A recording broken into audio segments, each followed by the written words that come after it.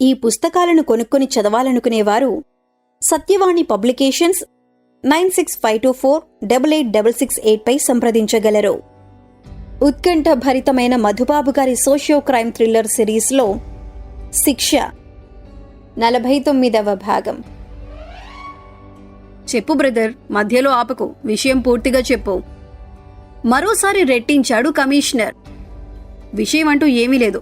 మీరేం మాట్లాడుతున్నారో నాకు అర్థం కావటం లేదు. చటుక్కున తల పక్కకు తిప్పుకుంటూ అన్నాడు సాబు. అర్థం కాకపోవటానికి ఇక్కడ కష్టమైన విషయాలేమీ లేవు బ్రదర్. హరినారాయణ నిన్ను మోసం చేశాడు. బాచి అనే పిల్లాన్ని యాదగిరి నుంచి ఎత్తుకొచ్చి నువ్వు అనాథ శరణాలయం పిన్నికి అమ్మావు. ఆ తర్వాత అడిగాడు కమిషనర్. ఆ తర్వాత ఏమీ లేదు. నేను ఒకసారి ఫోన్ చేసుకోవాలి. తల తిప్పి ఆయన వంక చూడకుండా అన్నాడు. ఫోన్ చేసుకోవాలా? ఎవరికి? బహదూర్కి. నేను బహదూర్ మనిషిని. మీరు నన్ను ఫోన్ చేసుకోనియకపోతే బహదూర్కి కోపం వస్తుంది. బహదూర్కి కోపం వస్తే ఎలా ఉంటుందో మీ పోలీసులందరికీ తెలుసు అన్నాడు సాబు. ఓహో, హరినారాయణ దగ్గర నుంచి మనం ఇప్పుడు బహదూర్ దగ్గర దాకా పోయామన్నమాట. మేమడిగిన ప్రశ్నలకు సరైన సమాధానాలు చెప్పటానికి బదులు ఎదురు బెదిరింపులు మొదలయ్యాయన్నమాట అంటూ పక్కకు చూశాడు పోలీస్ కమిషనర్. వెంటనే 2 అడుగులు ముందుకేశాడు హెడ్ కానిస్టేబుల్. తలుపులు తెరిచి వాడికి పోలీసులకు కోపం వస్తే ఎలా ఉంటుందో చూపించు ఆర్డర్స్ ఇచ్చాడాయన. క్షణం కూడా ఆలస్యం చేయలేదతను. బర్రున్న తలుపులు తెరిచి ఒక్క గంతులో లోపలికి పోయాడు. అదిరిపడి అవతలికి దూకబోయిన సాబు జుట్టును పట్టుకుని ఎడాపెడా మర్దించటం మొదలుపెట్టాడు. దెబ్బల బాధను భరించలేక గావు కేకలు పెట్టేశాడు సాబు. కిందపడి కళ్ళు తేలవేశాడు. లాకప్ గదిలో ఒక మూలగా నిలబడి ఉన్న ఆటో డ్రైవర్ వెంటనే తలుపుల దగ్గరికి జంప్ చేసి కమిషనర్ ముందు చేతులు జోడించాడు. కొట్టొద్దు సార్, సాబుగాడు ఒట్టి అర్భకుడు, ఓపికలేని మనిషి, చచ్చిపోతాడు, వదిలేయండి సార్. వాడిని అడగాలనుకున్న మాటలు నన్ను అడగండి, నేను చెబుతాను అంటూ ప్రాధేయపడ్డాడు. హెడ్ కానిస్టేబుల్కి సైగ చేశాడు కమిషనర్. మర్దనా కార్యక్రమాన్ని ఆపి గదిలో నుంచి బయటకొచ్చాడతను. చెప్పు, అసలు ఈ గొడవంతా ఏమిటో చెప్పు అంటూ ఆటో డ్రైవర్ని అడిగాడు కమిషనర్. మార్కెట్ దగ్గర సవారీల కోసం వెయిట్ చేస్తున్న సమయంలో సాబు తన దగ్గరికి వచ్చిన దగ్గర నుంచి చెప్పటం మొదలు పెట్టాడు డ్రైవర్. సరస్వతమ్మ అనే బత్తాయికాయలమ్మే ఆడమనిషిని చంపించటానికి బహదూర్ మనుషుల్ని పంపిస్తే ఆ పోరగాళ్ళిద్దరూ అడ్డం పడ్డారట. వాళ్లని ఖతం చేయనీకి బహదూర్ సాబుని పిలిపించాడట. పెంకుల ఫ్యాక్టరీలో పనిప్పిస్తామని చెప్పి వాళ్ళిద్దరినీ ఆటో ఎక్కించి అడిగి తీసుకుపోయినాం. మత్తు బిస్కెట్లు పెట్టి తెలివి తప్పించినాం. నేను రోడ్డు మీదకు వచ్చేసిన. ఎంతకీ వీడు రాకపోయేసరికి మళ్లీ వెనక్కి వచ్చిన. అంతే, తల పగిలిపోయింది. తిరిగి కళ్ళు తెరిచేసరికి కార్లో మీ వెనకాల పడి ఉన్నా. 10 రోజుల కష్టం ఒక్క రోజులో సంపాదించుకోవచ్చన్న ఆశతో సాబుకు హెల్ప్ చేసిన. అంతే. తనకు తెలిసిన విషయాలన్నింటినీ ఏకబిగిన నాన్ స్టాప్గా చెప్పేశాడు. వీడికి మంచి టీ తీసుకురా హెడ్ కానిస్టేబుల్కి చెప్పాడు పోలీస్ కమిషనర్. 2 నిమిషాల్లో వచ్చింది టీ. తలుపులకున్న ఇనుప చువ్వల మధ్యలో నుంచి అందుకుని ఆబగా తాగాడు ఆటో డ్రైవర్. వీడు ఈ సాబుగాడు హరినారాయణ మోసం చేశాడని అంటాడేమిటి? తర్వాత అడిగాడు కమిషనర్. అదేంటో నాకు తెలియదు సారు. మత్తు బిస్కెట్లు తిని ఆ పోరగాళ్లు పడిపోయాక ఎవరైనా వాళ్ళకి హెల్ప్గా వచ్చి ఉంటారు. ఆ పోరగాళ్లు మామూలోళ్లు కాదు సార్, బద్మాష్లు. వాళ్ల మాటలే వేరే విధంగా ఉండినాయి. వీడిని కూడా 2 ఉతకమంటారా సార్? వెనుక నుంచి పోలీస్ కమిషనర్ని అడిగాడు హెడ్ కానిస్టేబుల్. అవసరం లేదు, పడిపోయిన వాడి ముఖం మీద నీళ్లు పోసి టీ తాగమని చెప్పు. ఇంకోసారి బహదూర్ పేరు నోటి వెంట బయటకొస్తే నోరు ఎందుకు పనికి రాకుండా పోతుందని చెప్పు అంటూ ముందు గదిలోకి వచ్చేశాడు కమిషనర్. ఫ్రెష్గా తెప్పించిన మినరల్ వాటర్ బాటిల్లో నుంచి నీళ్లను గ్లాసులో పోసి ఆయన చేతికి అందించాడు స్టేషన్ ఇన్ఛార్జ్. స్పెషల్ టీ నింపి ఉన్న పింగాణి కప్పును టేబుల్ మీద పెట్టాడు. ఈ గొడవంతా చూస్తుంటే నీకేమని అనిపిస్తోంది? టీని సిప్ చేస్తూ అడిగాడు పోలీస్ కమిషనర్. ఈ మధ్యకాలంలో మనం వేలు పెట్టిన ప్రతి కేసులోనూ ఆ బహదూర్ పేరు వినవస్తోంది సార్. వాడు పెద్ద ఆక్టోపస్ లాగా ఉన్నాడు అన్నాడు ఇన్ఛార్జ్. వాడిని గురించి కాదు నేను అడుగుతోంది, వాడి మీద నిఘా వేసిన మన ఝాన్సీ గురించి. ఇక్కడ అనాథ శరణాలయం పిన్నిని వాచ్ చేసింది, గంగరాజును క్యాచ్ చేసింది, ఇప్పుడు ఈ లోఫర్లను పట్టుకుని మనకి అప్పచెప్పింది. She is a daredevil. తను చేయలేని పనంటూ ఏమీ లేనట్టు కనిపిస్తుంది. మెచ్చుకోలుగా అన్నాడు పోలీస్ కమిషనర్. సార్, ఝాన్సీ ఎవరై ఉంటుంది సార్? ప్రైవేట్ పార్టీనా, మన డిపార్ట్మెంట్ మనిషేనా అని అడిగాడు ఇన్ఛార్జ్. ఇన్ఛార్జ్ మాటలకు సమాధానం చెప్పలేదు కమిషనర్. తనంతట తను బయటపడితే తప్ప మనకేమీ తెలియదు. ఈ వెధవల్ని జాగ్రత్తగా చూసుకోండి. ఝాన్సీ దగ్గర నుంచి ఎనీ టైం ఫోన్ రావచ్చు. అప్పుడేం చేయాలో ఆలోచించుకుందాం అంటూ స్టేషన్ వెలుపలికి నడిచాడు. ఒకసారి లోకప్ దగ్గరికి పోయి తొంగి చూశాడు స్టేషన్ ఇన్ఛార్జ్. హెడ్ కానిస్టేబుల్ కొట్టిన దెబ్బలకు బాగా బుద్ధి వచ్చినట్లుంది. టిఫిన్ తిని టీ తాగుతూ అతనికి కనిపించాడు సాబు. దెబ్బ పడితే దెయ్యాలే దారికొస్తాయి, నువ్వెంత నీ బతుకెంత అని అనుకుంటూ తన గదిలోకొచ్చేశాడు. అబ్బో, 5-6 సంవత్సరాల క్రితం సంగతా? ఆ టైంలో పనిచేస్తున్న వాళ్ళందరూ అయిపోయారు. ఒక్కడే ఒక్కడున్నాడు, వాడు పక్షవాతం వచ్చి అటో ఇటో అంటున్నాడు. హరినారాయణ అడిగిన ప్రశ్నకు 6 నిమిషాలు ఆలోచించి సమాధానమిచ్చాడు యాద్గిరి రైల్వే స్టేషన్లో పనిచేసే రైల్వే పోర్టర్ ఒకతను. ఆ పక్షవాతం వచ్చినతను ఎక్కడుంటాడో చెప్పగలవా? చాలా ముఖ్యం, నీ మేలు మర్చిపోలేను. ప్రాధేయపడుతున్నట్టు అడిగాడు హరినారాయణ. సగం తెలుగు, సగం హిందీ, సగం కన్నడ యాసలతో కూడి ఉంది ఆ రైల్వే పోర్టర్ మాట. యాద్గిరి అటు మహారాష్ట్రానికి చెందినది అవటమే అందుకు కారణం. వీళ్లు మాట్లాడుకుంటుంది ఏమిటో నాకు కొంచెం కూడా అర్థమై చావటం లేదు. నీకేమైనా అర్థమవుతోందా? బాచీని అడిగాడు బాబీగాడు. తర్వాత అడుగు, ఇప్పుడొద్దు అని పోర్టర్ వంకే చూశాడు బాచీ. వడిగప్ప వాడి పేరు, వయసు 60 పైనే, కొండ దగ్గరుంటుంది ఇల్లు. హైదర్ గల్లీ అంటే ఎవరైనా చెబుతారు. పక్షవాతం వచ్చిన వ్యక్తి పేరు చెప్పాడతను. వడిగప్ప అంటారట అతన్ని, హైదర్ గల్లీలో ఉంటాడట, గుర్తుపెట్టుకో అని బాచీకి చెప్పి పోర్టర్కి కృతజ్ఞతలు తెలియజేసుకుని స్టేషన్లో నుంచి బయటికి వచ్చాడు హరినారాయణ. ఖాళీగా కనిపించిన ఆటోని పిలిచి హైదర్ గల్లీ దగ్గరికి తీసుకుపొమ్మన్నాడు. హైదర్ గల్లీలో ఎవరింటికి? వెంటనే అడిగాడు ఆటో డ్రైవర్. రైల్వే పోర్టర్ చెప్పినతని పేరు అతనికి చెప్పాడు హరినారాయణ. వడిగప్ప మాకు బంధువు, బాగా జబ్బు చేసింది, అతనితో మీకేంటి పని? ఇంకో ప్రశ్న వేశాడు ఆ డ్రైవర్. శ్రమ అనుకోకుండా, విసుగుదల అనేది లేకుండా అతనితో తమకున్న పనేంటో చెప్పాడు హరినారాయణ.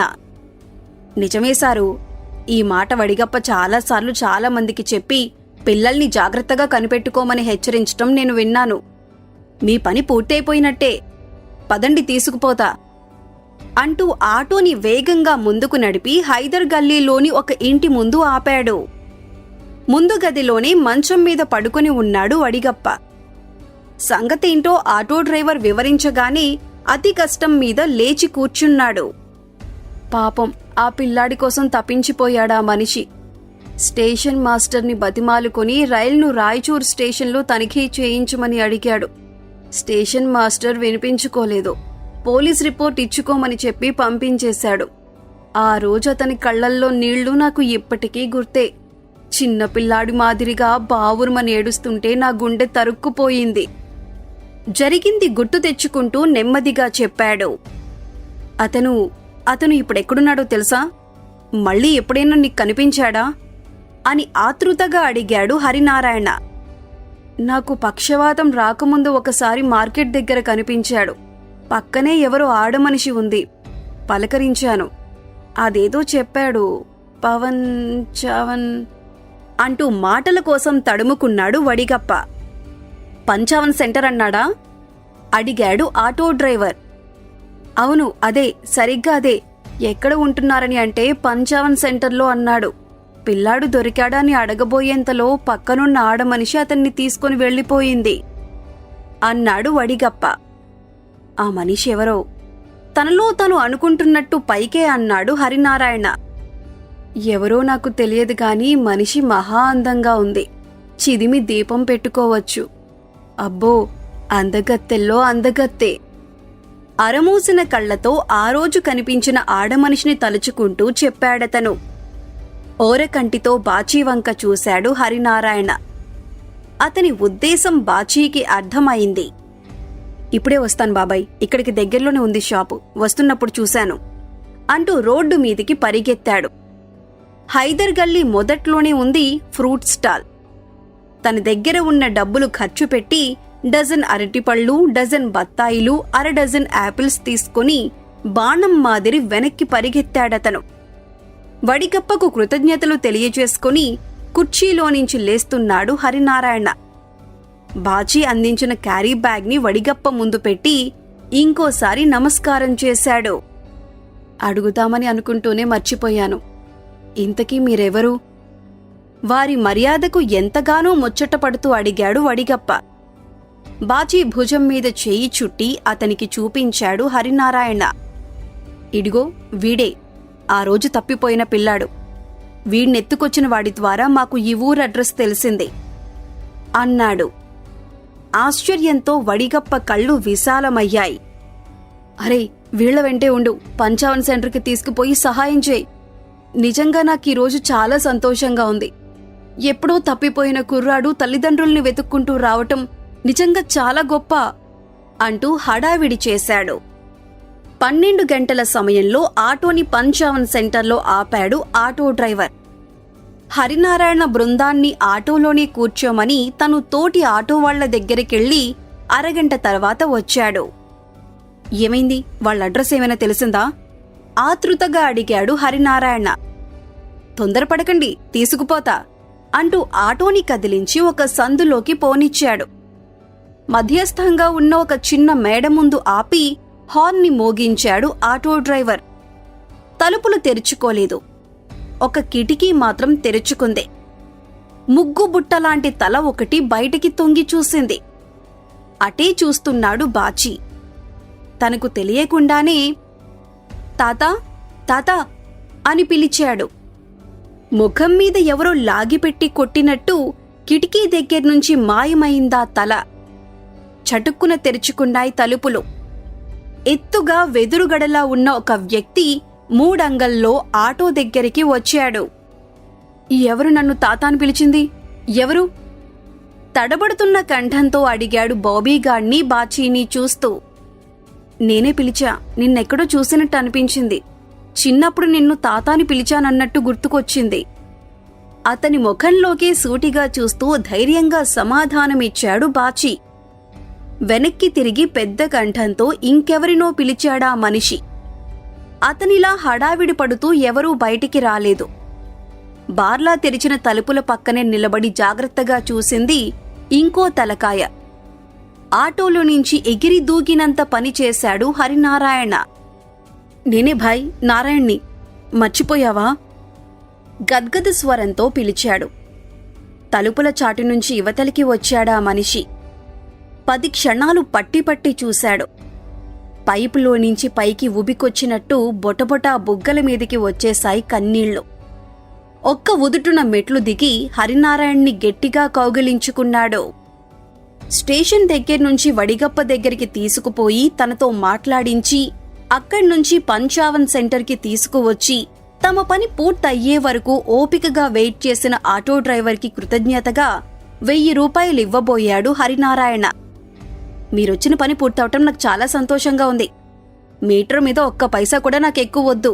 ఈసారి కనిపించినప్పుడు చాయ్ తాగించండి చాలు అంటూ తన మీటర్ చూపించిన ఛార్జ్నే తీసుకుని తన దారిన తను వెళ్లిపోయాడు. అనుష పక్క వాళ్లతో గుడికిపోయింది, వచ్చేస్తూ ఉంటుంది అంటూ హరినారాయణ్ణి గదిలో కూర్చోబెట్టాడు అతన్ని ఆప్యాయంగా కౌగలించుకున్న మనిషి.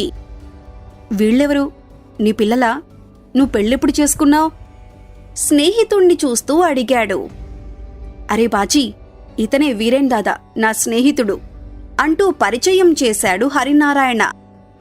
నేనింతవరకు పెళ్లి చేసుకోలేదు. వీళ్ళు నా పిల్లలు కాదు.